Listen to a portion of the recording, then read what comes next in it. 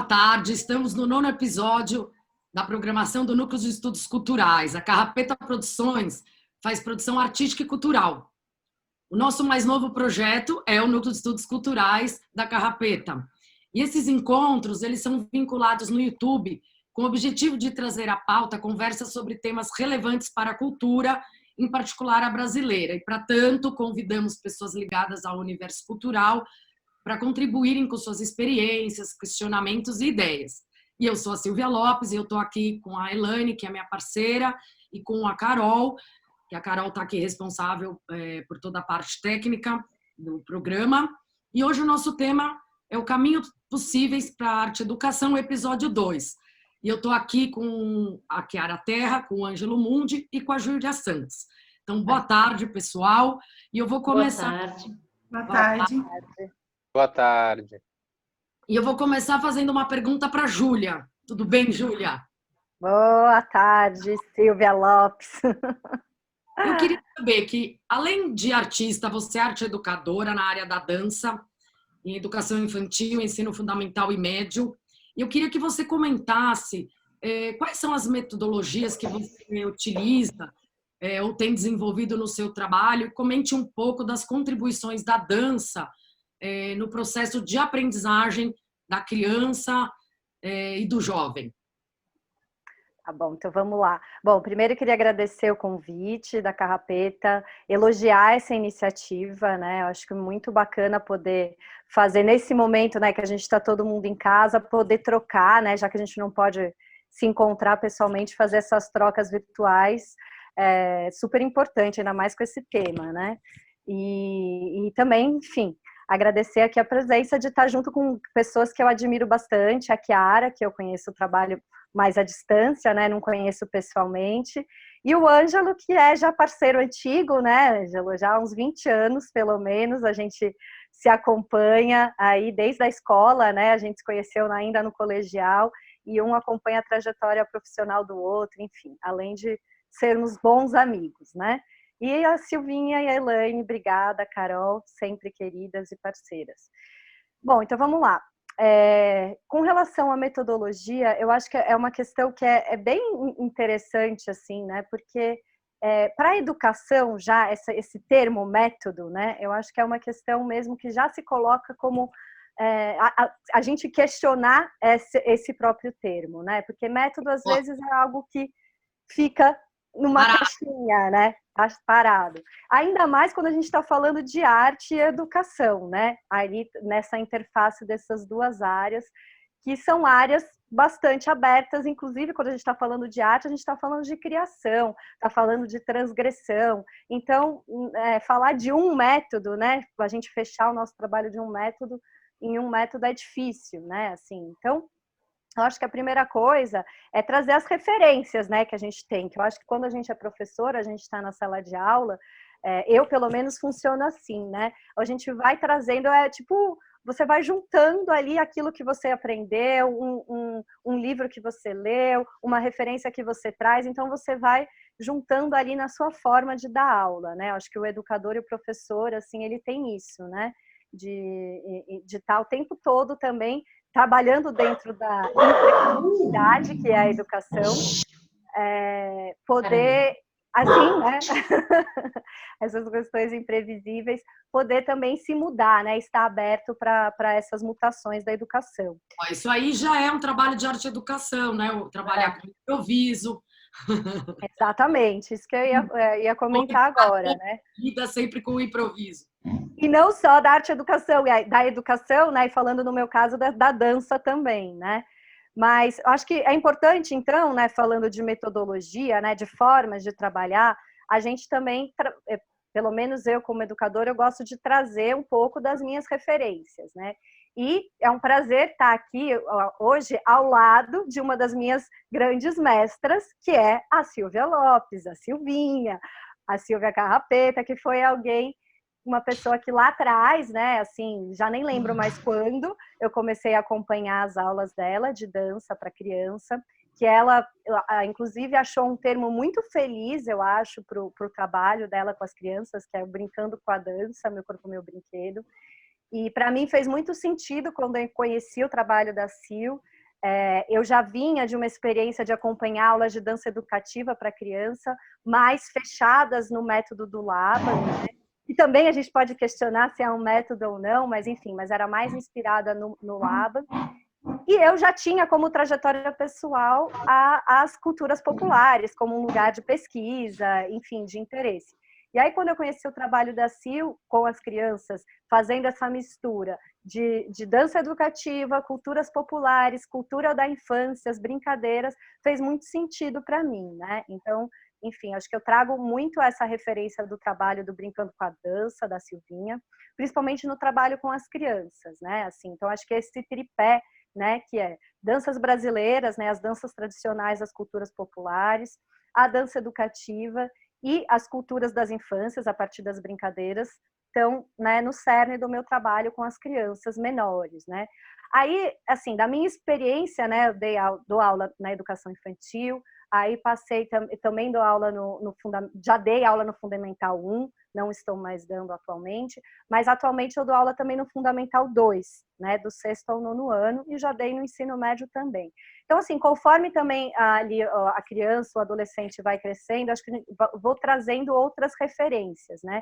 E aí, nesse lugar da dança educativa, eu trouxe da minha experiência na dança contemporânea também, para somar, né? Então, assim, o meu trabalho com a dança contemporânea, ele é muito inspirado na nova dança, né? Em especial ao trabalho da Lu Favoreto, da Companhia 8 Nova Dança, foi com quem eu mais estudei durante mais tempo, né? A própria faculdade, né, de licenciatura e bacharelado em dança, né, onde eu tive contato com vários professores. Então, eu trouxe bastante desse lugar da dança contemporânea, que é essa dança que cabe todos os corpos, né? A gente também não tem uma dança contemporânea.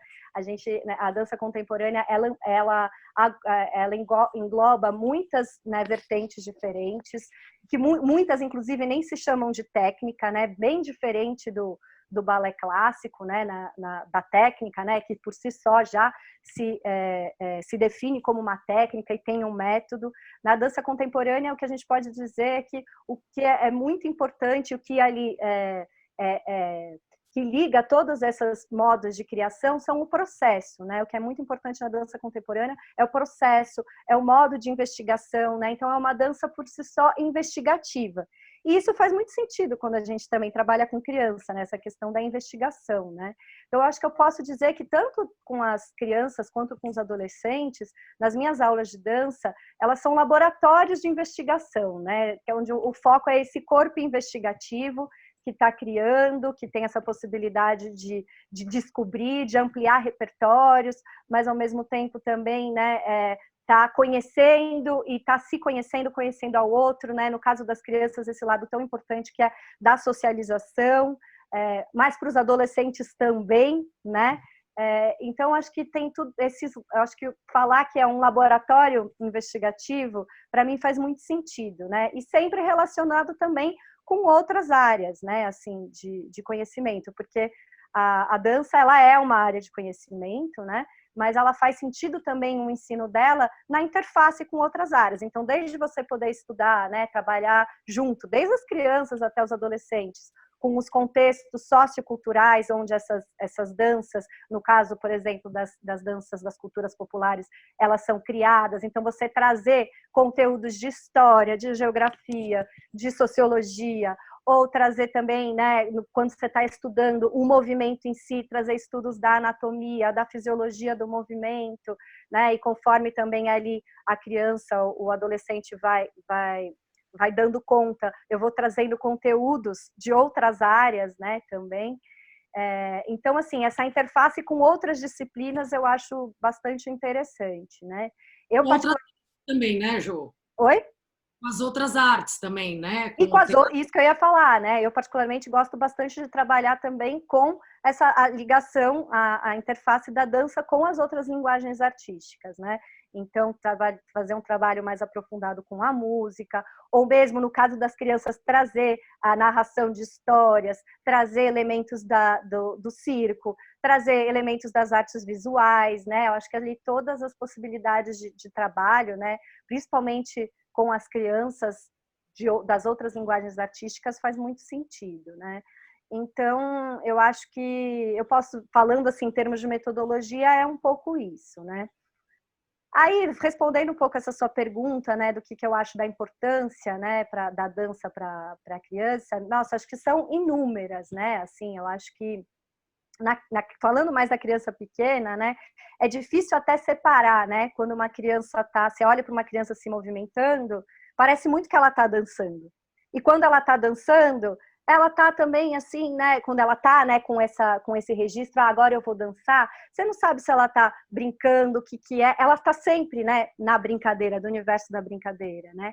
Então a dança, o movimento é sempre por via do lúdico, né? Assim, então você não consegue também separar, porque às vezes ela tá lá dançando, ela tá contando uma música, ela tá fingindo que ela é um personagem, ela tá vivendo todas as artes de forma integrada, né? A criança, quando ela se expressa através da brincadeira, através do jogo, através das linguagens, ela tá sempre integrada. Então é difícil também a gente separar na criança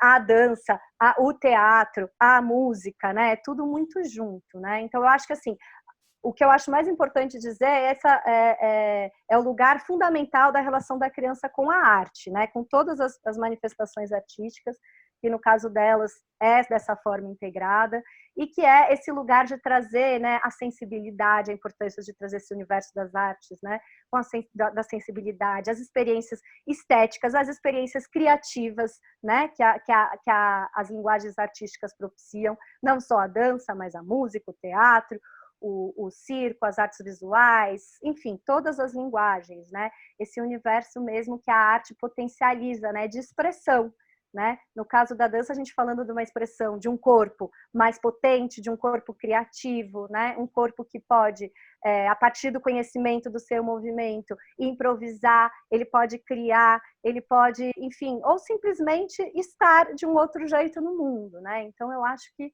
a dança em si, todas as linguagens artísticas têm essa importância fundamental ali na criança e no adolescente também, né? Como eu sou professora de adolescentes, assim, e vejo como é importante, né? Na experiência deles também, né? E a gente vai pensando, tipo, não só para as crianças e para adolescentes, mas ao longo da vida, né? O contato com a arte, né? Porque eu acho que, como professora de dança, desde crianças e do adolescentes, mesmo de adulto, eu não tenho uma pretensão não é o meu trabalho formar dançarinos, formar bailarinos, né? Não é isso meu objetivo nas minhas aulas. Meu objetivo é trazer esse contato com esse corpo, com essa investigação, né? Esse laboratório investigativo do corpo, da potência dos movimentos, e é essa experiência que é o mais importante para mim, desse processo, né? Tornar potente esse encontro da criança com a dança, do adolescente com a dança, né? Para que ele possa levar isso para a vida, né? Então, enfim, acho que é um pouco isso. Eu respondi as duas coisas? Eu só fiquei, eu conheço um pouco do seu trabalho e uma coisa que eu gostaria que você contasse aqui para todo mundo, que você usa um termo que chama bagunça organizada, que eu acho importante, que é que esse processo, né, de aprendizagem da criança, nessa relação do professor e do aluno, e como esse espaço, né, de um trabalho artístico na sala de aula, o jeito de dar a aula, como isso é importante também, né? Sim. Então, eu acho que você tem um jeito interessante de fazer isso que eu acho que vale a pena contar para o pessoal. Legal. Eu acho que esse termo, né, bagunça organizada, ele está presente de novo, né, não só nas aulas das crianças, mas nas aulas dos adolescentes também, né. É engraçado que uma das escolas que eu dou aula, né, é importante dizer que eu dou aula em escolas onde a dança, ela está no currículo. Isso eu acho uma coisa muito importante, né, eu sou super defensora, aliás, de todas as artes no currículo escolar, e acho isso um privilégio eu poder estar dentro de uma escola, de algumas escolas, né, que eu dou aula em algumas, onde a dança, ela está no currículo, né? Não só a dança, mas quanto outras linguagens artísticas. E aí, no caso dos adolescentes, é muito engraçado, porque às vezes eu estou dando aula, né, para os alunos, e laboratório de investigação, então um monte de gente lá, às vezes tem uns, como a gente vai expressar o corpo, né, de diferentes jeitos, às vezes está um caos. E aí tem muitos momentos que, como a janela fica aberta, tem gente passando no corredor. observando. Então, tem famílias que estão indo conhecer a escola, aí olham, passam ali na janela da sala de dança e falam assim, o que está acontecendo, né? Que parece que é aquele caos, aquela bagunça, porque é isso, o corpo se expressando de uma forma que não está na caixinha, né? E aí vai ter gente pulando, vai ter gente rastejando, vai ter gente investigando outras coisas, né? Outras possibilidades de movimento. Então, tem esse lugar, né, de parecer para o outro uma bagunça. Não só nas crianças, mas dos adolescentes, né? Para quem olha de fora.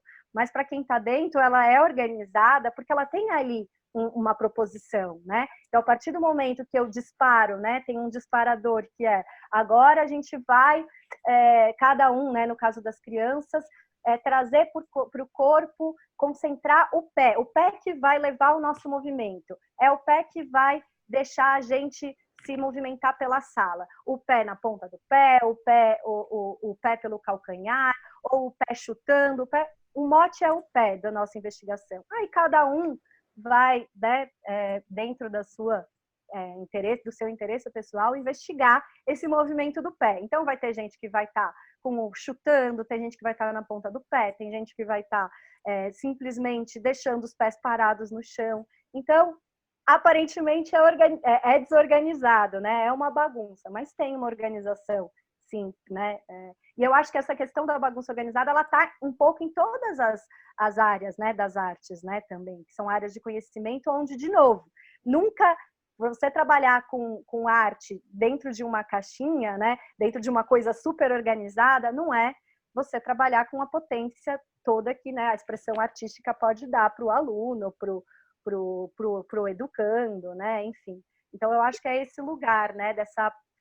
Da gente estar também enquanto educador, né? Enquanto professor, né? Na sala de aula de artes, né? Poder ter também esse lugar de acolher essas diferentes expressões, seja das crianças, dos adolescentes, dos adultos, e poder ali, né, numa escuta bem fina, porque é difícil ter essa escuta também, né, assim, acho que é um trabalho diário que a gente vai tendo, né, na sala de aula, para poder também ver como que cada um ali a gente consegue ajudar, né, a sua potência, potencializar aquele discurso, no caso da dança, né, aquele discurso corporal que aquela criança, com aquele adolescente está querendo dizer com o corpo dele, como eu, como educadora, posso observar aquilo e ajudar a potencializar, né, dizer algo, ou às vezes, no caso, né, das minhas aulas de dança, eu toco muito nos alunos também, né, então de repente eu estou vendo ali que tem um aluno que está fazendo uma investigação no braço e eu estou vendo que está faltando alguma coisa, eu vou lá, só dou um toque no braço e aquele movimento se expande, né, a gente tem essa escuta, né, enquanto educadores, né, arte-educadores, né, artistas educadores, para essa expressão tão diversa que é do corpo, né, em sala de aula. E aí, pela imprevisibilidade também, né, que a gente falou no comecinho, de como é imprevisível também, né, muitas vezes o meu planejamento não acontece, e tudo bem, ele pode mudar, e ele é muito bem-vindo que ele mude, né, porque dentro dessa bagunça, às vezes, uma coisa que um aluno trouxe ali, disparou um outro lugar para todo mundo querer investigar e para todo mundo ir, né? Então, eu acho que quando a gente trabalha com arte e educação, a gente está disposto a deixar, né, também deixar um pouco de lado, né, às vezes as nossas expectativas. Claro que em muitos momentos a gente tem que conduzir, mas para mim é muito importante ter esses prazos para ter essas brechas, né? Esses momentos onde a gente é surpreendido no cotidiano da sala de aula e vai para outros lugares que a gente nem imaginava. Legal. Nossa, que bacana, trabalho com a dança. Eu estava pensando um pouco aí no que você estava falando, dessa coisa do imprevisível, né? E aí queria chamar a Kiara um pouco para a roda. Tudo bem com todo mundo? Obrigada pelo convite, por aceitar. É um prazer ter vocês aqui. Kiara, falando um pouco disso do improviso, de construir um pouco junto, você tem um trabalho muito interessante dentro da contação de histórias, né? E foi o de incluir a participação ativa do público, né, no desenrolar das narrações. Eu queria que você falasse um pouco dessa experiência sua nessa área e também que contasse um pouco para a gente como o desenrolar dessa atividade acabou se encontrando com a arte educação, né? Quais foram os pontos de encontro aí que você levou na prática artística? Gente, eu vou ter que pedir licença, porque eu vou ter que tirar o cachorro, porque ele está querendo participar muito. Peraí. Quando alguém aparece aqui, ele late. Aí, só um minutinho. Tudo bem. Não dá, né? Vou aproveitar, então eu ia fazer uma pergunta para a Júlia, continuar e você responde brevemente, Júlia, que é um pouco o trabalho da dança. Eu tenho a impressão que o trabalho, né, corporal, as crianças e o adolescente, eles respondem muito rápido, né, por ser o trabalho do corpo, ele é imediato, né, essa coisa do sensível, né, então a criança que é muito agitada ou que ela é muito tímida, né, um trabalho corporal, ele contribui muito. Você acha que o que eu estou falando faz sentido ou não? Você está sem o áudio. Você está com o mic desligado. Desculpa. Deu? Foi?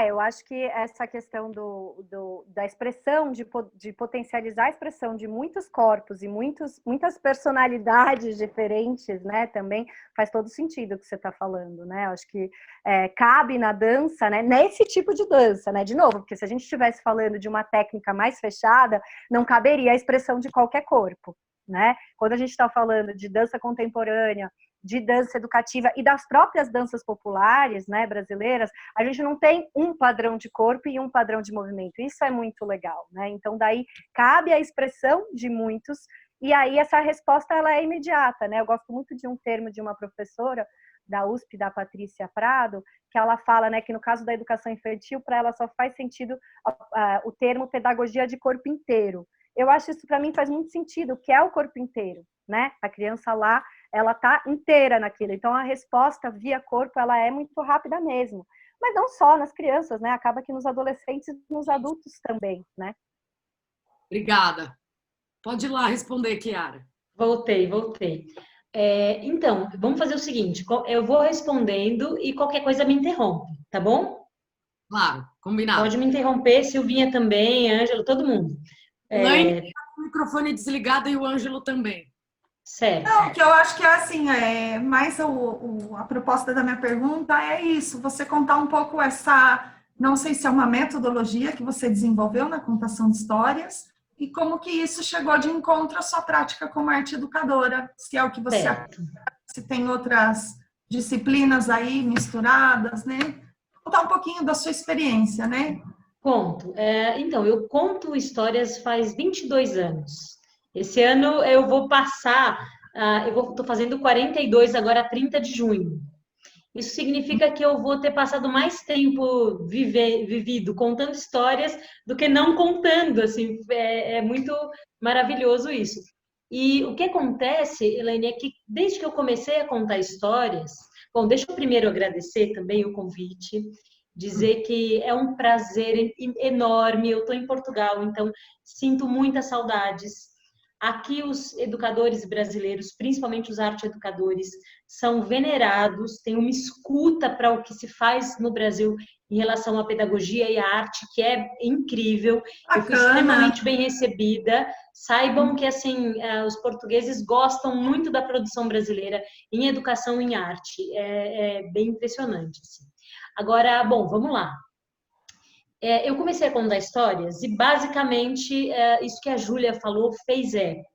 Eu tinha corpos diferentes do público, eu tinha faixas etárias diversas, porque tinha do bebê ao irmão adolescente, ao pai, o avô, todo mundo ali, e uma diversidade de histórias vividas.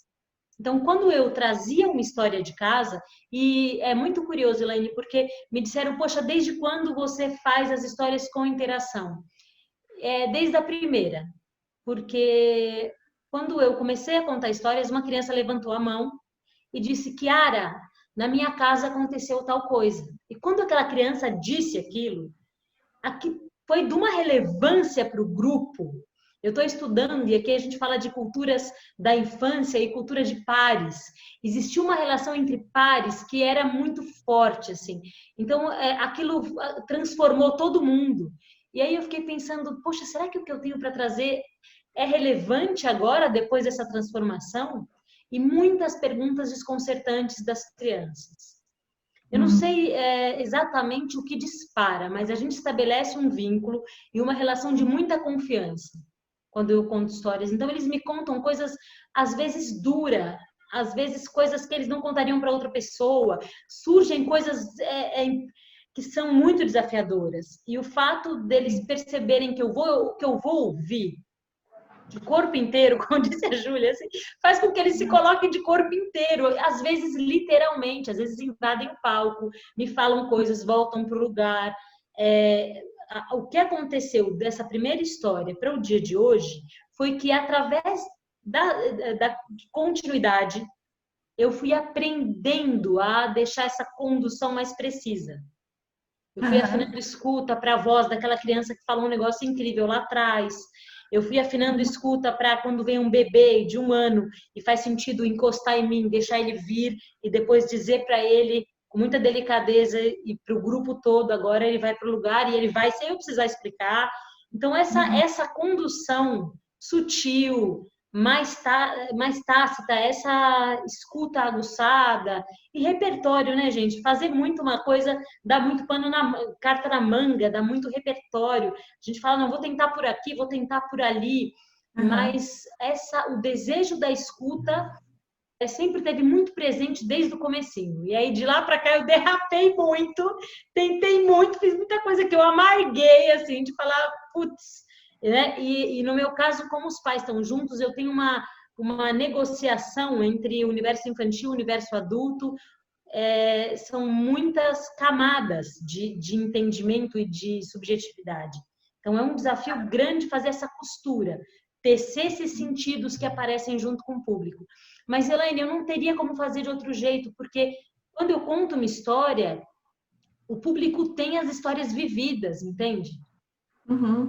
Eu estou acordando as histórias que todo mundo viveu.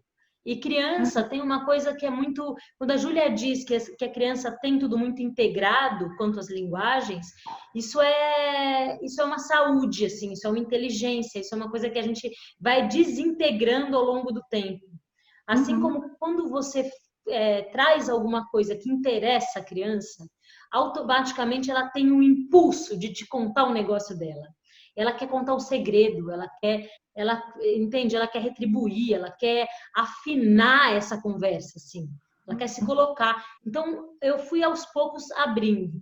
Teve um período, lá no comecinho, que eu contava histórias numa escola, que esse ano faz 20 anos a escola, que eu achei o máximo. A escola estava começando, eu também era bem jovenzinha, e me deram todas as salas. Eu ia uma vez por semana e contava para crianças de 1 ano até para as crianças de 7 anos. E eu tinha carta branca. Nós fizemos, Júlia, as maiores bagunças organizadas que você possa imaginar, incluindo bagunça com bebê pequeno, assim. A escuta, qual é o tema, do que a gente vai falar, qual é a relevância, eles nos dizem com muita clareza, porque está tudo integrado, assim. Eu lembro uma vez que eu fui numa turma de bebês, e aí eu cheguei e brinquei que eu caí.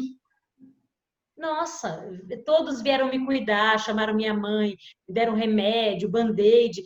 Eu tive que cair o semestre inteiro. Eu falei para ela, não aguento mais, meu joelho dói. Ela falou, então, é porque eles estão nessa relação com o chão, assim, eles estão fazendo esse esforço de se erguer, para eles aquilo faz um sentido, e os adultos não caem na frente deles, isso é uma história para eles. Então, a gente ficou nesse lugar da... Não, eu acho bacana o que você fala, porque é legal quando a gente vê arte educadores falando, porque corta totalmente a visão tradicional que a gente tem em educação, né? Porque ao cair, você se identifica com uma experiência que é deles, cria essa confiança que você está falando, né? Através da escuta, né? Escutar o aluno, fazer a participação ativa, né? Eu digo, você está falando da contação de histórias em especial, mas Sim. Acho que é toda a prática da educação mesmo, né? De construir saberes juntos, de se aproximar do aluno, né? Eu acho que é tão interessante para a gente quebrar essa ideia tradicional, né? Do conhecimento, né? De como adquirir conhecimento.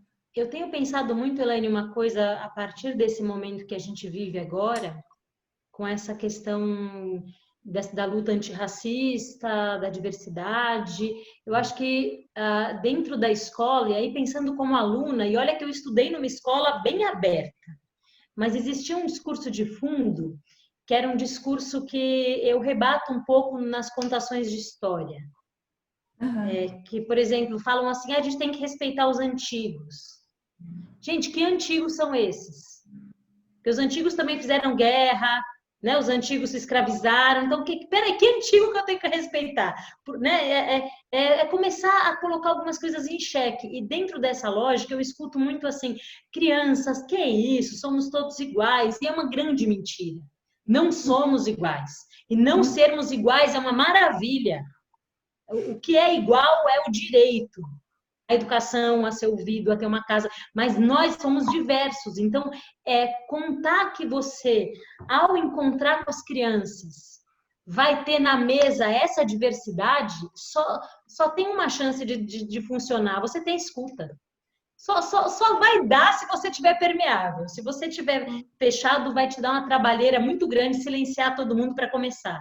Então, o fato de ter fluxo, de você dar abertura, possibilita que o trabalho seja um trabalho construído colaborativamente. Acho que faz muito sentido esse lugar, seja no corpo, seja com a palavra, enfim, seja em outras linguagens.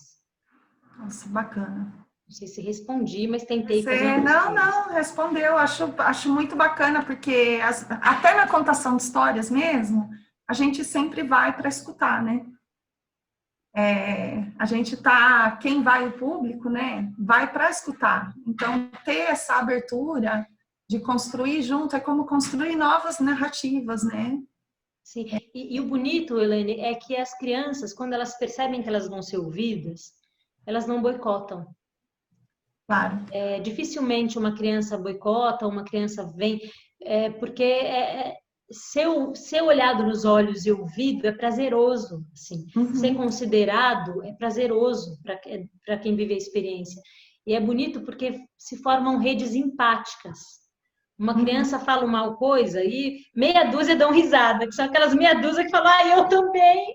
Aí uma outra pessoa fala um negócio, aí outra, e as pessoas se olham e falam, nossa, lá em casa é igual, sabe assim? Aí a gente vai se encontrando, assim, no que nossa história parece. É bonito ver e muitas vezes isso não tem nada a ver comigo, é silencioso, o grupo vai se... Como que você fica, às vezes, até como mediadora, né?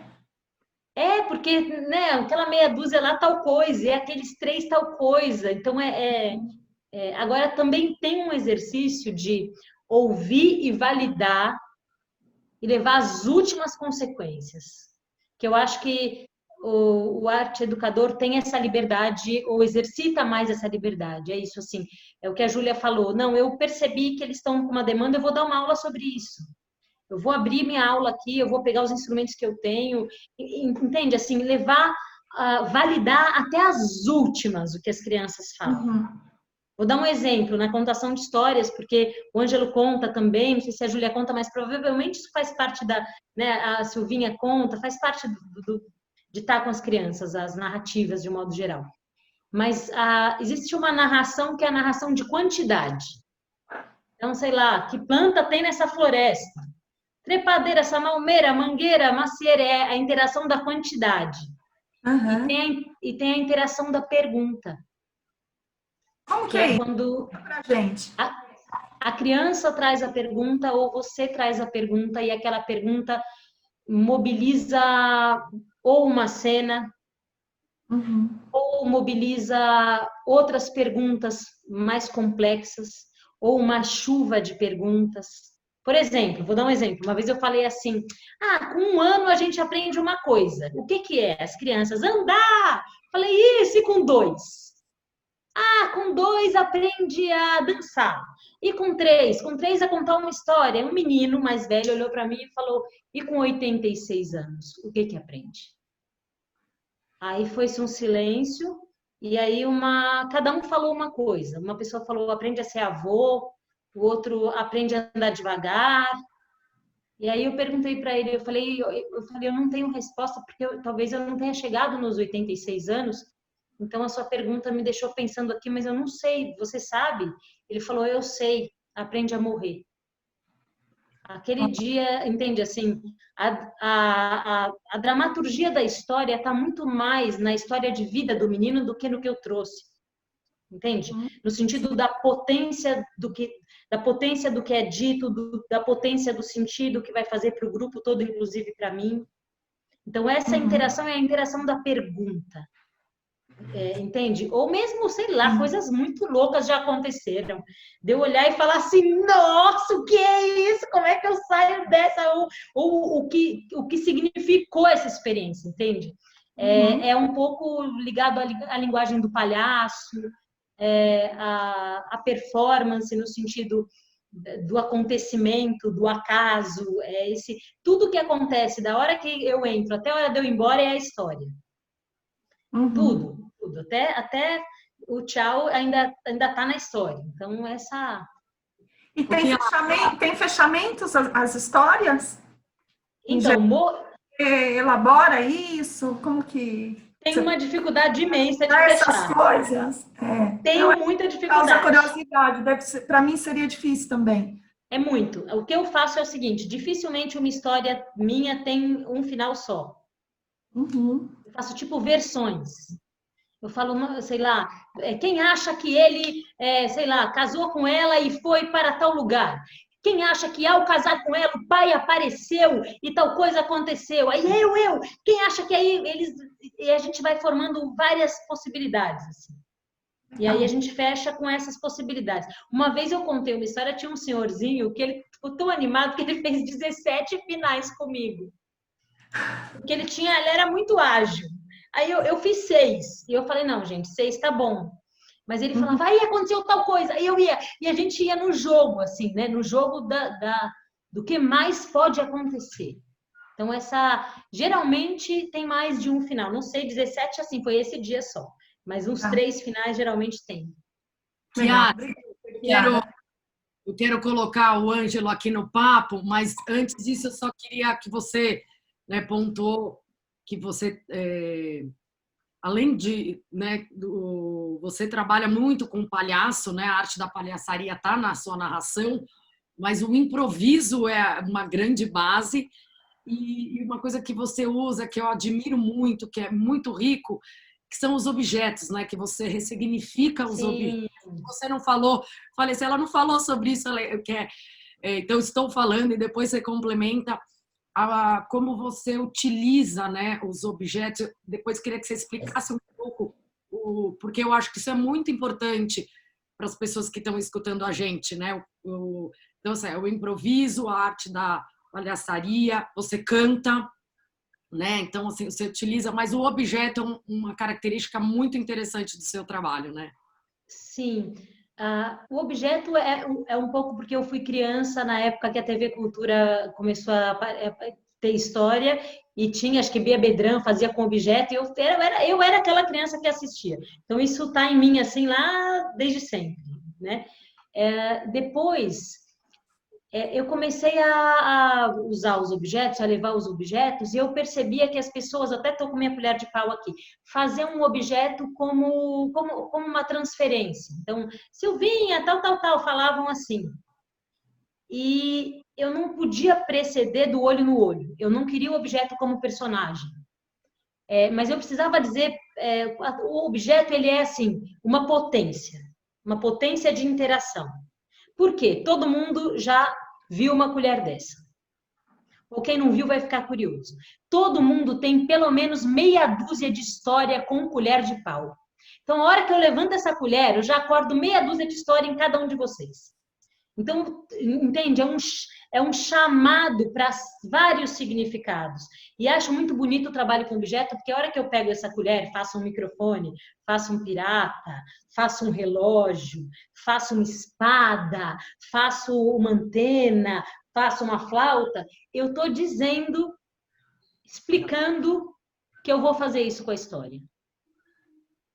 Eu vou precisar das pessoas para pegar a dramaturgia da história, e que era uma história assim, e fazer a história ser assim, e fazer a mobilidade dramatúrgica que eu tenho com a história, no jeito de contar, ela também está dentro do objeto, ela também está explicada. Então, a gente vai subverter o uso do objeto, a gente vai subverter a dramaturgia, a gente vai subverter as versões das músicas que a gente usar.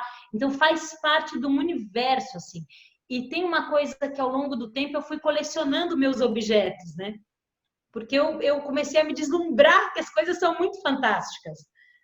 E comecei a colecionar os sentidos que elas faziam. Então, eu tenho a minha coleção, os objetos que eu uso sempre, e que toda vez que eu estou com as crianças, elas me dão mais um sentido para aquilo, né? Muito legal, que bom que eu perguntei. Agora, Ângelo, Oi, oi. né? Olá. Você percorreu muitos caminhos aí dentro do universo infantil, né? Você é artista, escritor, compositor, músico, educador. E eu queria que você comentasse um pouco, né, dessa sua experiência, né, com tudo isso que eu falei. A maioria, acho que todas voltadas para a música, e você me corrija se não for, se for além da música, mas acho que a música é a arte que você mais trabalha e se desenvolveu. E aí a gente, né, já falou um pouco sobre a questão da metodologia, então queria que você falasse também se você tem uma metodologia, se sim, se não, qual é ela, e quais são os resultados. Também sei que resultado, de propósito a gente colocou essas palavras, porque são muito usadas ainda hoje, se tem um resultado nos seus trabalhos ou não, se sim, quais são, a melhor definição para o seu trabalho. Obrigado, Silvinha. Obrigado, Elaine. Obrigado, Júlia. Obrigado, Chiara. Eu estou me sentindo aqui muito inspirado por ter ouvido vocês duas falando. Acho que tem muita ressonância com o meu trabalho. Muito bonito ouvir a Júlia falando sobre investigação, sobre processo, sobre improvisação. E a Chiara falando descrevendo esse trabalho, essa forma de trabalhar, que para mim virou um princípio também do meu trabalho, que é, primeiro eu acho que é esse protagonismo do ser aprendente no processo de aprendizagem. Então, quando a gente pensa em sou professor, sou arte educador, a gente pensa em uma figura que ensina. E isso é a maior das ignorâncias da educadora ou do educador novato, né? A gente se dá conta de que a gente não ensina nada. O que eu fui descobrindo com o tempo, e é muito bonito te ouvir, Chiara, porque ecoa num lugar em que, assim, eu nunca tive um desejo lá, quando eu era criança, de ser professor, de ser educador, de ensinar. Eu nunca vi nesse papel alguma coisa que me chamava quando eu era criança. Eu não sonhei em ser professor. Tinha amigos, amigas que queriam, né? Mas eu sonhava em ser músico. Para mim, a música tinha uma coisa, não sei, assim, uma coisa aqui dentro que até hoje está aqui viva. Eu quero morrer com isso. Se eu não puder acompanhar processos de aprendizagem mais, eu acho que eu vou ser menos aleijado do que se eu deixar de poder fazer música de qualquer forma, né? Mas, enfim, te ouvir falar e ouvir a Júlia também estar participando dessa conversa, me lembra do momento em que eu me encantei pela educação, porque foi um momento assim de vida em que eu estava precisando de um emprego, estava precisando de um trabalho estável, já tinha o Grupo Tiquequê, fui fundador do Grupo Tiquequê lá em 2001, tinha 16 anos de idade, E foi a minha primeira experiência profissional, foi onde eu comecei a fazer algum dinheiro. No começo, muito trabalhando em eventos, festas, logo no circuito cultural, né? E eu trabalhei durante 16 anos nesse grupo e foi onde eu fiz a minha base de formação para o mercado musical artístico. O meu processo na educação foi um de completamente nu. Eu tinha 20 e poucos anos, estava na faculdade de letras, eu acho que eu tinha trancado até nessa época. E não fui estudar música, né, por um monte de questões, mas nesse momento em que eu estava precisando de um trabalho, uma amiga falou, eu trabalho nessa escola, é super legal, vai lá conhecer. E aí eu me encantei, porque é uma escola que nasceu como um ateliê de artes no meio da ditadura, então promovia a possibilidade das crianças a um contato que estava sendo removido, um direito que estava sendo retirado da sociedade como um todo aqui, no nosso país. E a escola, ela devolvia a possibilidade, né? E ela fazia isso através da oferta de materiais e de ambientes. No princípio isso, né? Óbvio que quando eu cheguei na escola 30 anos depois, até 20 e tantos, 30 anos depois disso, já tinha mudado, muita coisa tinha mudado, o contexto político já era outro. Mas acho que isso, de alguma forma eu vi isso no processo de ensino-aprendizagem ali, e isso me encantou, porque era de um respeito tão profundo com aquelas crianças, assim, de valorizar e de criar esse ambiente onde a gente se escuta e a gente está permeável, porque era uma escola que trabalhava por temas, não tinha professor especialista, e depois eu fui virando professor auxiliar, fui me formando e virei professor, trabalhei lá como professor durante 3 anos. E não tinha, a gente trabalhava por temas, eram crianças de 1 até 6 anos, e o que era o nosso percurso de aprendizagem brotava de uma observação atenta dos professores do que era vivo ali naquele grupo. Às vezes era um grupo mais diverso, às vezes era um grupo mais homogêneo, mas cada grupo tinha suas questões específicas, né? E eu lembro que os começos do ano eram muito de observar, e a gente se colocava nesse lugar de colher ali o material que ia ser trabalhado ali. A Chiara até falou de embarcar de verdade, né? A partir de alguma pergunta, de alguma coisa que é trazida pela criança ou por você. Na verdade, acho que pela criança, né? Você, lá nessa escola, eu tive essa oportunidade de ir até o fim do ano, às vezes, investigando um tema. Teve um ano que a gente estudou o mar e outro que a gente estudou o invisível. E o invisível me permitiu estudar a música. Então, uma coisa bem marcante foi esse ano, estudando o invisível, uma das observações era de que era um grupo muito cheio de conflitos, era um grupo muito ruidoso, com muitas diferenças, assim, e com muitos conflitos. E eu, músico, né, já querendo botar a música ali no meio,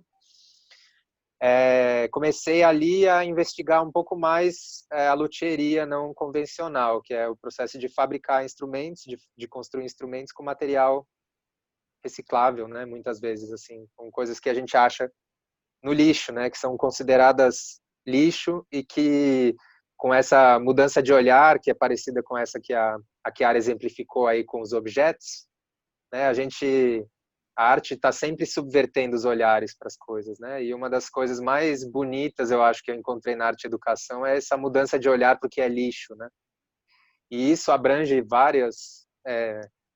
vários olhares, né, assim, tem a questão ambiental,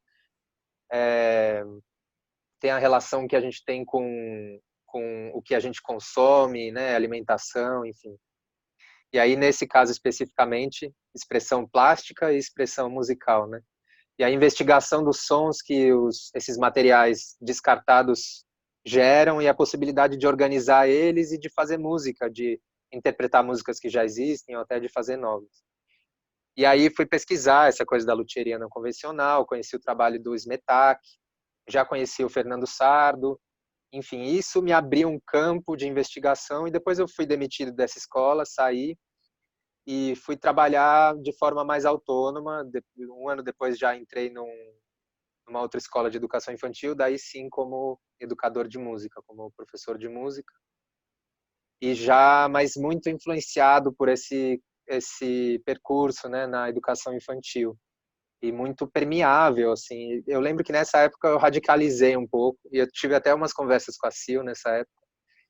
Foi muito legal trocar, mas eu radicalizei um pouco e comecei a botar no centro da minha pesquisa o que seria uma educação não mediada por uma instituição, não mediada por esse círculo, por esse quadrado de pré-determinado do que deve ser aprendido e do que deve ser ensinado.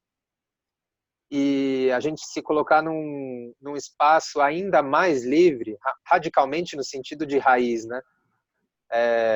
Tem até um dos meus mestres, um dos caras que eu gosto muito de ouvir, de acompanhar, que é o Dominic Barter.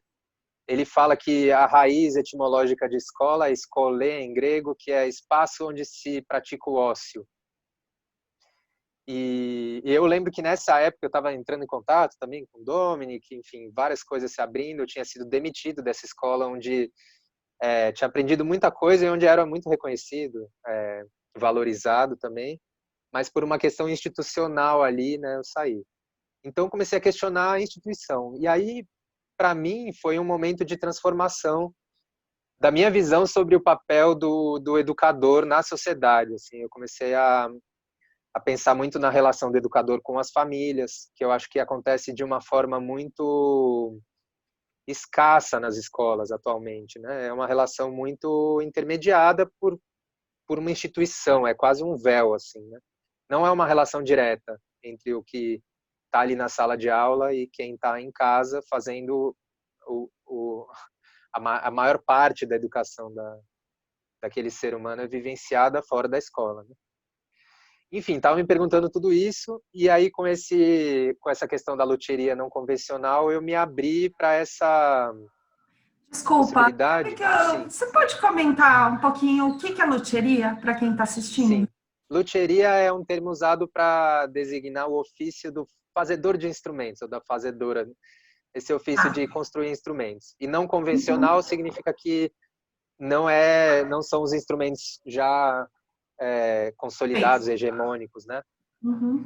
E loteria não convencional inclui uma outra coisa que é emprestada daquela do it yourself, DIY, que é faça você mesmo. Então, aquela coisa de você ir aprendendo a fazer a coisa enquanto você já está fazendo. Uhum. Hoje em dia, o povo chama de makers, né? As pessoas que são os makers e tal. São pessoas que gostam de tentar e desmontar alguma coisa e aprender a fazer com as próprias mãos, sem ter necessariamente uma escola ou todo um treinamento teórico para isso. E eu acho que isso também me lembra de um outro, eu não sei se está incluso na metodologia, mas está marcado no meu corpo.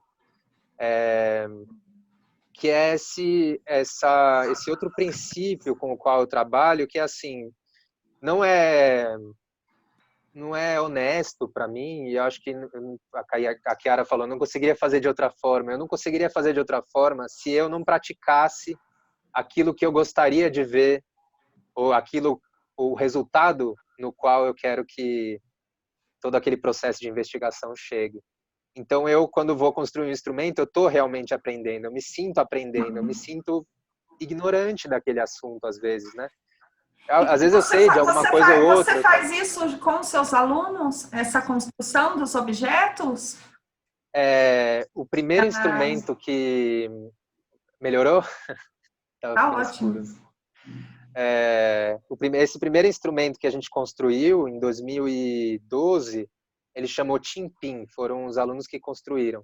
A gente estudou vários instrumentos e aí começou a investigar com eles o que produzia som, corda, lata, baqueta, e aí a gente construiu uma instalação sonora que era tocado por 3 ou 4 crianças, e aí tinha uma questão de coletividade que a gente estava trabalhando, de se escutar, das crianças criarem uma escuta mais sensível uns para os outros, porque era um grupo cheio de conflitos.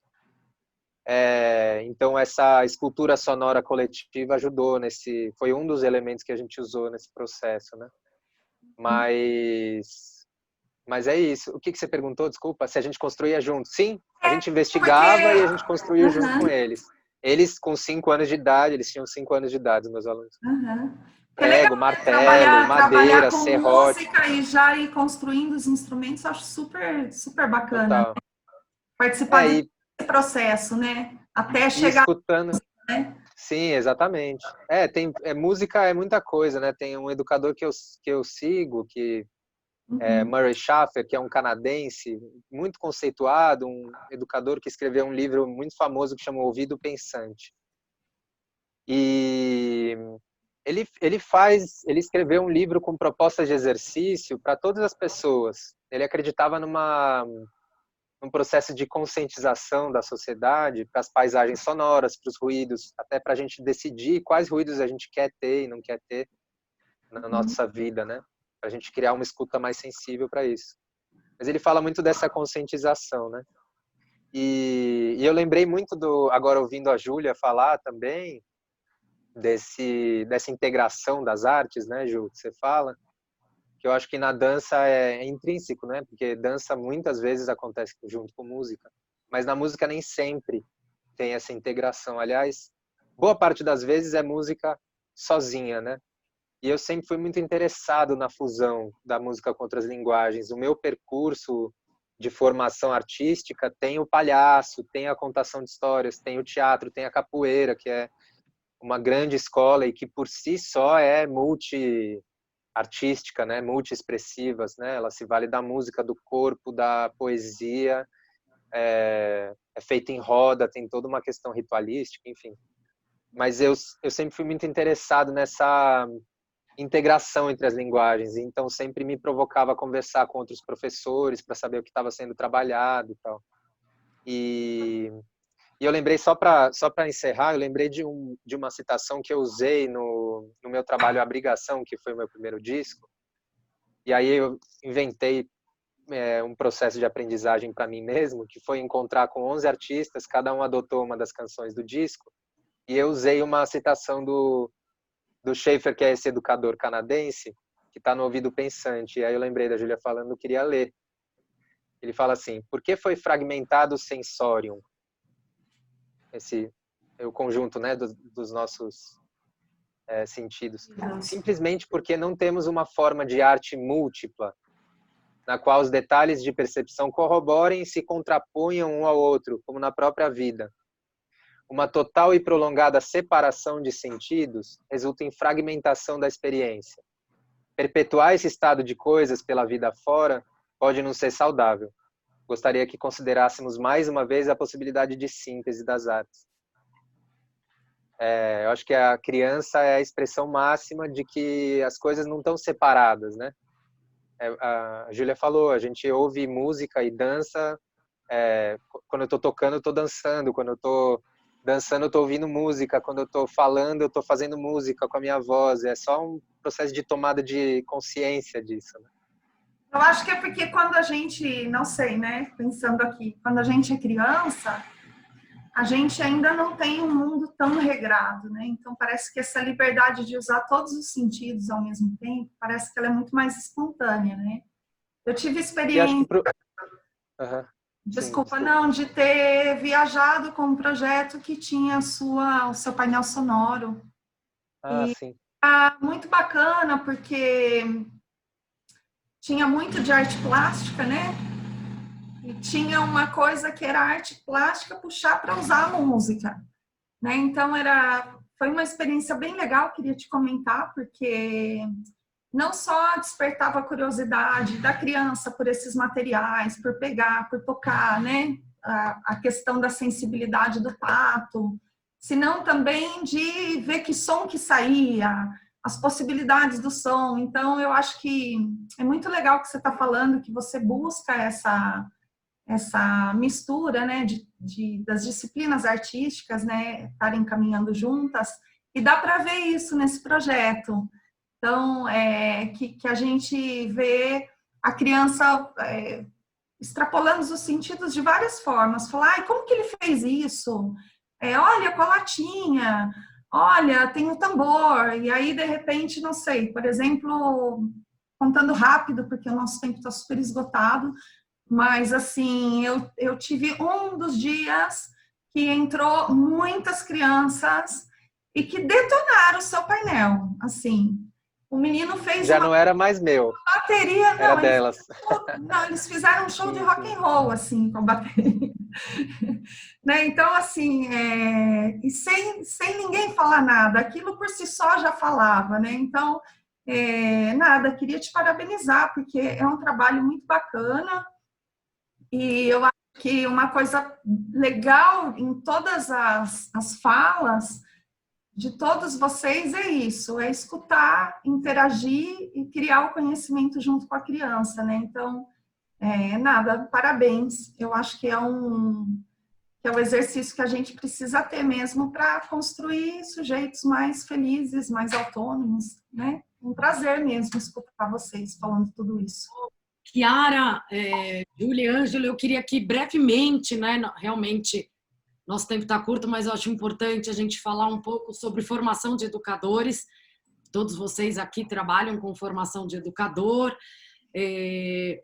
Contasse um pouco, né, de cada área de conhecimento aí de vocês, como que vocês acham que isso fortalece, né, por que a formação de educador na área do conhecimento de vocês. E também queria completar, se vocês quiserem falar um pouco sobre o que cada um falou e fazer uma contribuição. Quer começar, Chiara? Pode falar. O seu microfone está desligado, de todo mundo. Acho que tem uma coisa que liga a gente, é a ideia de fazer alguma coisa relacional, assim, faz sentido no espaço da relação, no espaço entre o que eu trouxe e o que o outro trouxe, assim. Privilegiar esse espaço das lacunas, das faltas, desse espaço vazio. E aí, se a gente olhar para isso, esse é um espaço que integra muitas artes e que vai precisar da gente, da nossa imaginação, da nossa inteligência, da nossa capacidade de sustentar, do nosso repertório anterior, da nossa escuta, da nossa visão, do nosso tato, enfim, da nossa temporalidade, desse corpo inteiro que a Júlia falou, estar inteiro diante do outro. Quando eu faço as formações de professores, eu parto da ideia da escuta e da ideia de que Elaine, eu posso chamar assim de método, porque tem um caminho, tem um caminho que eu proponho, que é um caminho que chega num lugar, assim. Claro que cada um vai chegar do seu jeito, mas depois de 22 anos, eu desenvolvi um jeito de pensar, assim, eu acho que isso pode ser partilhado. Até para que o professor consiga desenvolver a pesquisa dele depois, entende? Ele não vai ficar na minha pesquisa, ele vai ficar na pesquisa dele, mas ele tem um caminho, ele tem um caminho trilhado mesmo. Alguém que pegou o facão e cortou a picada de uma trilha que vai chegar em lugares múltiplos. Então, a formação de professores vem no sentido dessa reflexão do que é o lugar do educador, do que é estar com as crianças. E é muito curioso porque todo mundo quer a receita do bolo. Poxa, mas tem o objeto, tem o jeito de fazer pergunta, tem algum jeito de adaptar o roteiro da história?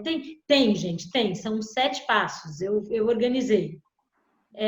Mas é um passo que, se uma criança puxar um objeto da sua mão, você tem como reagir, porque é um passo que você constrói a partir da sua memória, das suas referências, como a Júlia disse, de um reconhecimento do lugar do educador, assim, e da força da relação com as pessoas.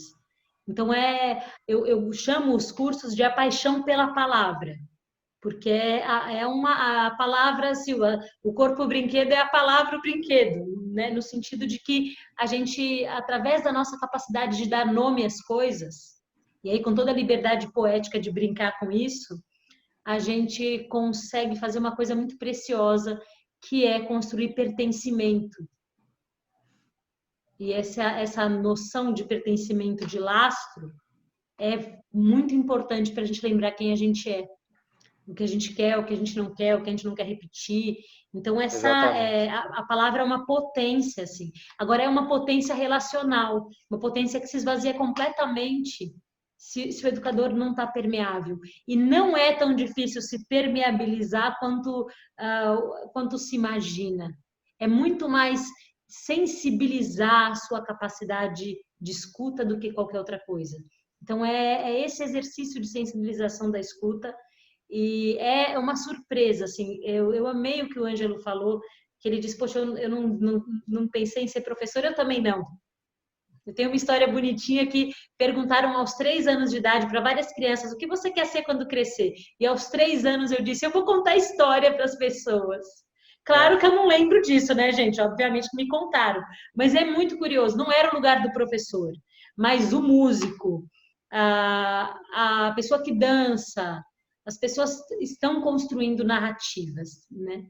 Ou no sentido do sentido das coisas, da narrativa como um núcleo de sentido, assim. Ou uma pesquisa, uma investigação que seja. Então, essa sensação de que o professor pode se tornar um pesquisador no processo é muito instigante. E os professores são incríveis. Eu tenho só relatos lindos, assim, experiências muito boas, muito emocionantes, de gente muito talentosa, inteligente. Eu tenho uma admiração profunda pelos educadores. Assim. E, de algum jeito, revisitei os meus, né? Depois que eu me tornei educadora, eu fui olhar os meus e falei, nossa, aquele ali era bom pra caramba, aquele outro. A gente leva com a gente os educadores, bons educadores. Eles constroem os imaginários, né? Ajudam a construir imaginários, coisas que ficam, né? Acho que a toda a vida, né? Júlia, quer completar alguma coisa sobre o que foi falado? Você está sem o áudio. Agora tá, né?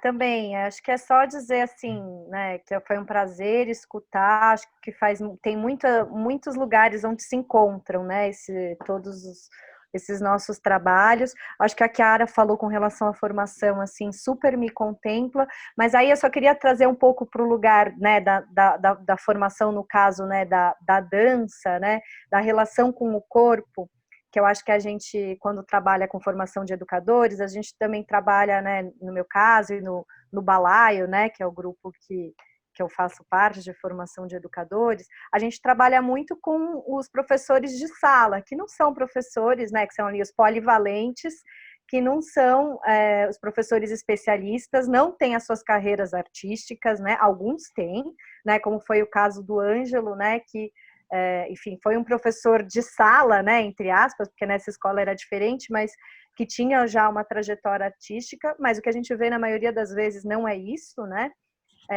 O professor que está lá, né, no dia a dia com as crianças, dando conta dos conteúdos e de demandas, né, pedagógicas diversas.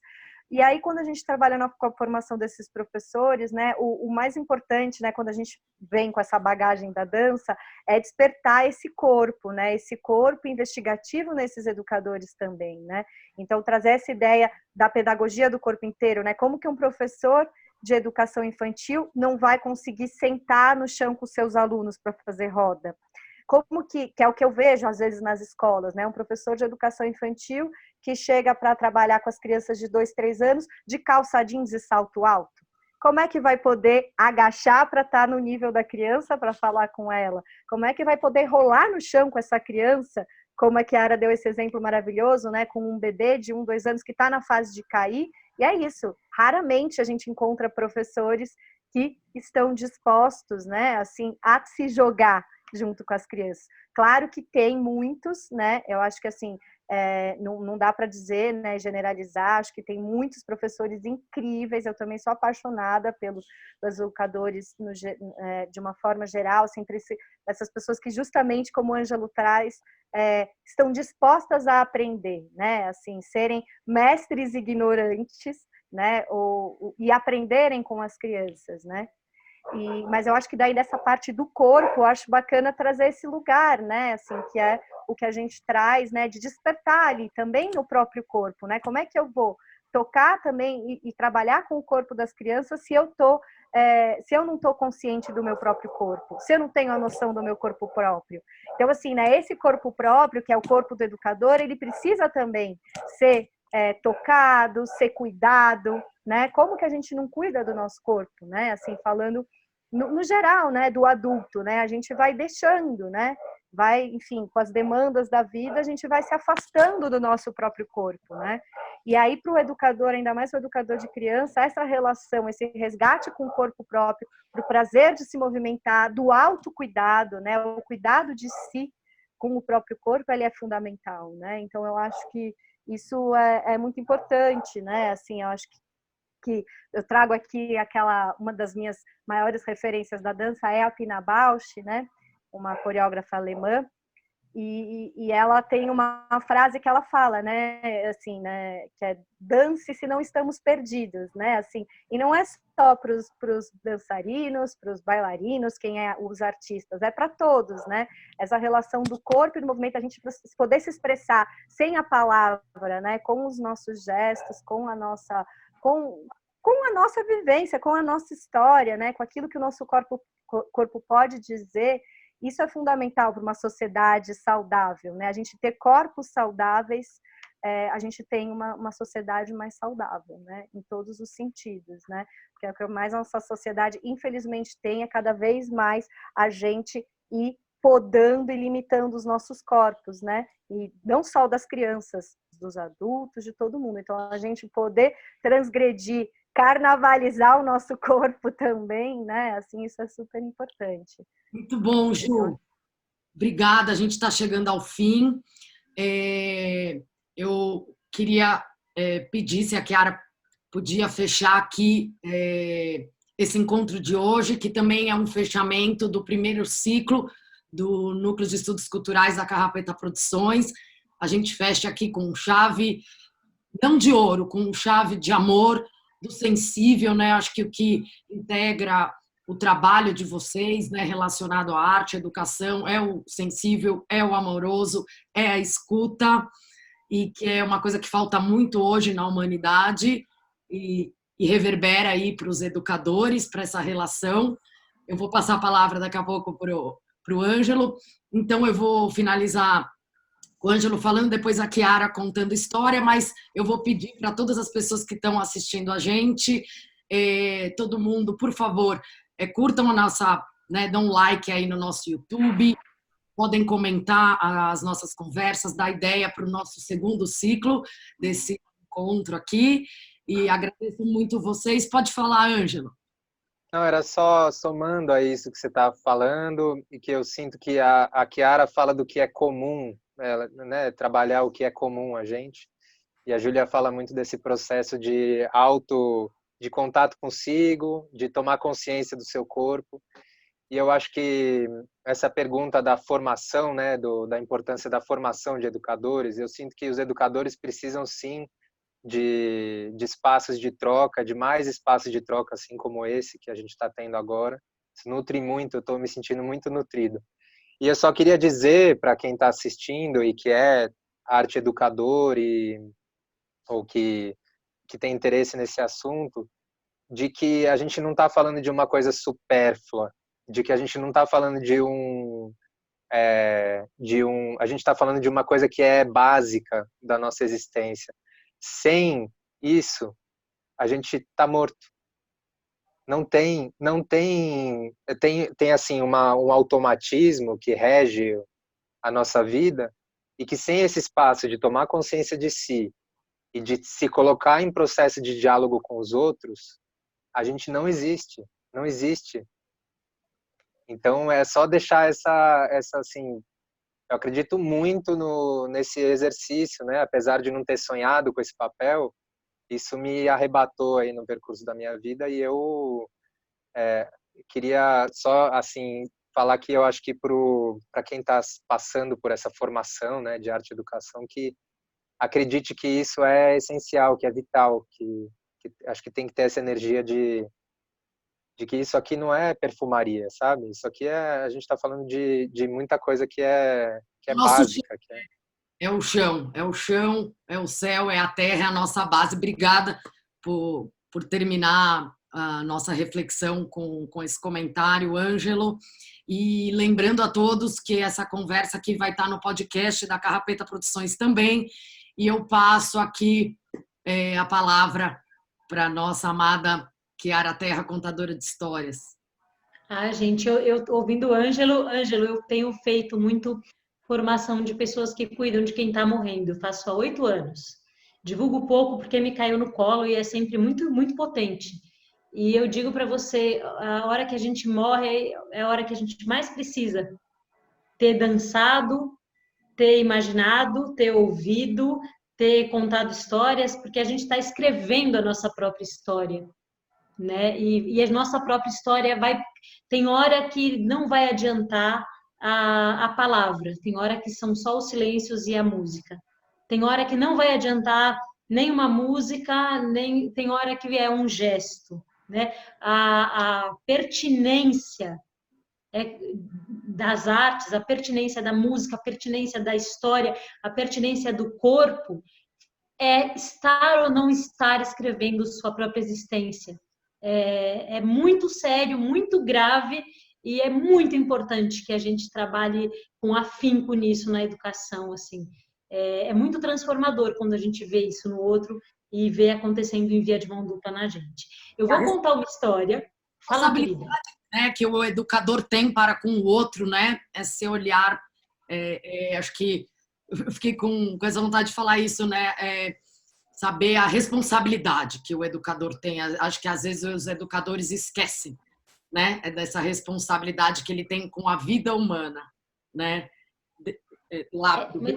Isso é aquele discurso, Sil. Não, essa criança é uma pessoa do futuro. É uma grande mentira. A criança só vai ter 4 anos agora, ela só vai ter 7 agora, eu só vou ter 42 agora. E acho que a gente está em contato nesse momento do coronavírus com a iminência da morte. Então, essas reflexões estão muito, muito urgentes. Sempre foram, mas elas aparecem com mais força. Só de pensar em criança sem nenhum acesso é terrível, assim. E não só acesso à educação, mas acesso à comida, acesso ao banheiro, acesso ao educador que olha para ela e traz um repertório que muitas vezes a família não tem, né? São crianças ilhadas, sem ponte. Então, é muito duro. Acho que a gente, enquanto educador, essa urgência, ela triplicou ou se tornou muito mais clara. Bom, vou contar uma história, que é uma história que quem me deu foi uma educadora portuguesa, uma educadora que tem um ateliê para crianças pequenas lindíssimo. O nome dela é Catarina Claro, ela tem um ateliê Claraboia. E assim, é um espaço de experimentação do corpo e das plásticas, para crianças bem pequenininhas. Eu estou falando bebês até 4 anos, e depois começam as argilas, começam as coisas, e é uma pessoa de uma delicadeza, de uma inteligência, assim, foi um presente que eu ganhei aqui em Portugal. E ela me contou uma história muito boa de uma receita de família. Alguém tem uma receita de família? Quem tem? Alguém tem uma comida que se faz assim todo Natal, uma receita recorrente? Eu tenho. Meu pai sempre fez um macarrão ao vongole, que ele aprendeu com o meu avô. E ele conta a receita completa ou ele conta só um fragmento para ninguém conseguir reproduzir igual? Ele conta. Ele conta, ele não tem apego à receita. Vocês têm mais alguma receita, assim, que tipo todo tem Natal bolo de coco, com coco fresco que minha mãe faz, e eu acho que ela aprendeu com os pais dela. É um bolo bem gostoso de coco. Você tem, Ju, algum... Tem um clássico, os charutinho de uva, né, assim, enrolado na folha de uva. E camarão na moranga também. Esse é um clássico da família. Que arraso. Que arraso. Não, ela conta que na família dela tinha uma carne. E era tipo uma carne assada, que tinha que ficar X horas no fogo, que aí tinha um ponto, que primeiro botava o papel alumínio, não é assim que faz? Aí às vezes bota para marinar, aí bota o papel alumínio. Aí quantos graus que põe?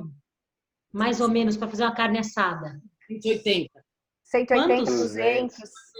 180, 200. Depois tira o papel alumínio, certo? Tem Sim. quem vire a carne, tem quem não gosta de virar a carne, que acha que cada lado tem que ter um formato, uma textura e um gosto. E tem quem pegue o caldinho com a colher e faça o quê? Vai molhar para não ficar a carne. Vai molhar para ela ficar remolhando, remolhando, remolhando, remolhando. Quem aqui acha que na vida a gente não tem que virar carne, que tem que levantar a mão? Ninguém vai achar, mas que talvez ache. Silvia. Não tem que Quem acha virar que a carne? virar a carne, ela tá assada, você vira do outro lado. Eu acho que meu namorado Não vira. quiser. Eu viro. Eu vi. Vira? Depende do forno, depende do Eu não- forno. não quero- Ah, chegamos! Aí é que tá o ponto da história, Ângelo, o forno. Porque a carne, a receita era corta as beiradas, bota para marinar, coloca no forno, põe um alumínio, tira o alumínio, não pode virar, toda essa ciência. Só que ela não entendia por que cortava a carne, porque era uma carne muito cara. Então ela foi perguntar, ela perguntou para a avó dela. Alguém tem vó viva aqui? Não. Quem tinha uma avó que guardava o dinheiro no sutiã? Alguém tinha? Muito. Eu também. Quem tinha uma avó que não podia comer doce, era diabética, mas a casa era puro açúcar? Alguém tinha? Quem tinha uma avó que via televisão de olho fechado? Aí você ia desligar e falava, não desliga não, que a avó tá vendo. Amiga. Meu era o vô O vô, também vale. Quem tinha uma avó, assim, que botava roupas diferentes? Alguém tinha? Tinha uns bibelôs estranhos guardados? Tinha uns potes de doce que apareciam de vez em quando? Tinha licor que só as visitas tomavam? Alguém tinha? Tava tudo embaixo do colchão. Alguém tinha vó assim, que guardava para a visita não pegar? Isso é boa. Muito boa. Pois essa avó, ela disse o seguinte, minha filha, essa receita, ela é o que é. Ela é assim desde sempre, certo? Quem é você para mudar essa receita agora, entendeu? É assim que essa receita é. Não satisfeita, ela foi falar com a mãe da avó, que ainda estava viva. A mãe da avó era muito velha, a mãe da avó não via direito, não lembrava. Ela falou, minha filha, foi tanto Natal.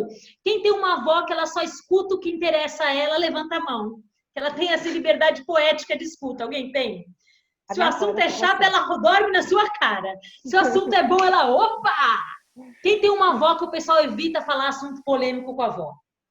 Alguém tem? Aí quando a avó... Tem essa avó? Tive. Elaine, aí quando a avó fica sabendo, ela fala, ai gente, isso aí não é nada. A família toda chocada e ela leva bem. Essa avó era muito, muito velha. Então ela olhou para mim e falou assim, mas não lembro.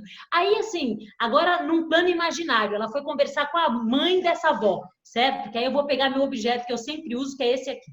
Isso aqui é a vida dela, aqui ela nasceu, aqui ela se apaixonou, aqui a vida dela deu um nó, aqui mais ou menos aqui, vamos ver se dá para ver, aqui ela viu o mar pela primeira vez, aqui ela teve que improvisar, porque não saiu do jeito que ela queria, quando chegou aqui, mais ou menos aqui, ela ganhou um cachorro, aqui ela foi num casamento maravilhoso, com um vestido lindíssimo, que ela guardou, aqui ela fez um bolo muito bom, enfim, ela olhou para a menina e falou assim, eu vou contar. A carne era assim, porque a gente era muito pobre e o forno era pequeno. Só assava se cortasse as beiradas. Ângelo, a questão era o forno. E aí, quando ela me contou isso, ela disse, quanta gente ainda está fazendo a carne cortada por causa de um forno que já nem existe mais, entende? Assim? Nossa, já ouvi essa história, que engraçado isso, ecoou aqui, eu falei, nossa, que história linda, já ouvi. Será que foi você? As histórias vão circulando, eu contei há pouco tempo num videozinho da internet essa história, mas outras pessoas acho que já contaram outras versões, essa foi a versão que ela me entregou, que ela Por que a receita se mantém tradicional, né? Por anos, Por causa do forno. achando que é uma fórmula mágica. E acho que tem duas coisas muito importantes, assim, que a gente pode falar com essa história, né? Algumas coisas a gente não pode abrir mão. A gente não comeria em forno micro-ondas para sempre e abriria mão de um forno de lenha. Algumas coisas são inteligências que vêm com o tempo e que estão num contexto e fontes das quais a gente sempre vai poder beber. nos foram emprestadas, colocadas, e foram histórias contadas com um sentido que talvez não exista mais, ou talvez a gente tenha que urgentemente desfazer esses sentidos. Então, tem essa... E para terminar, eu queria fazer uma brincadeira. Vocês falam e eu digo o quê? A vida é que nem um pedaço de quê? Fala aí, qualquer pedaço. Mamão. A vida é que nem mamão. É boa, mas tem caroço. A vida é como um pedaço de... Bolo de cenoura. A vida é como um pedaço de bolo de cenoura. A vida é como um pedaço de bolo de cenoura, macia por baixo e docemente craquelante por cima. A vida é como um pedaço de... Fala aí. Pedaço da areia do mar. A vida é como um pedaço da areia do mar. É feita de tantos grãos minúsculos que já foram pedras, e para entender o processo todo é só saindo do planeta mesmo. A vida é como um pedaço de... Fala aí, De gente. nhoque. De nhoque. A vida é como um pedaço de nhoque. Você nunca faz uma bolinha igual a outra, é impossível. A vida é como um pedaço de... Manda um difícil aí, gente. Pedaço De orelha. De... Orelha. A vida é como um pedaço de orelha. Importa o que passa por ela. Maravilhoso. A vida é como um pedaço de... Um pedaço de... De um Teve uma vez caco de um caco de um vaso quebrado. A vida é que nem um pedaço de um caco de um vaso quebrado.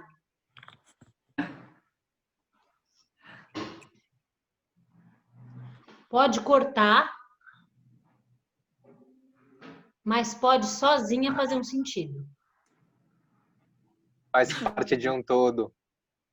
Uma vez um menino falou assim, a vida é igual matemática. Eu falei, por quê? Ele falou, porque está fácil, é porque está errado. Eu falei, É boa São essa, muito- hein? são muitas Obrigada. possibilidades. Obrigada, Chiara, pela brincadeira, pela Muito bom. metáfora. Um beijo no coração de cada um de vocês. Obrigada Obrigada, por gente. esse encontro amoroso, de grande troca e aprendizado. E boa noite. Agora já é noite, né? É noite. Quase madrugada, né, Chiara? E até o próximo encontro. Obrigada, Elaine. Obrigada, Carol. Júlia, Eu que Chiara. agradeço. Obrigada a todos. Obrigada. Obrigado, gente. Beijo, Obrigado. queridos. Beijo. Muito bom estar com vocês. Muito bom. Beijo. Obrigado. Tchau, tchau. Tchau.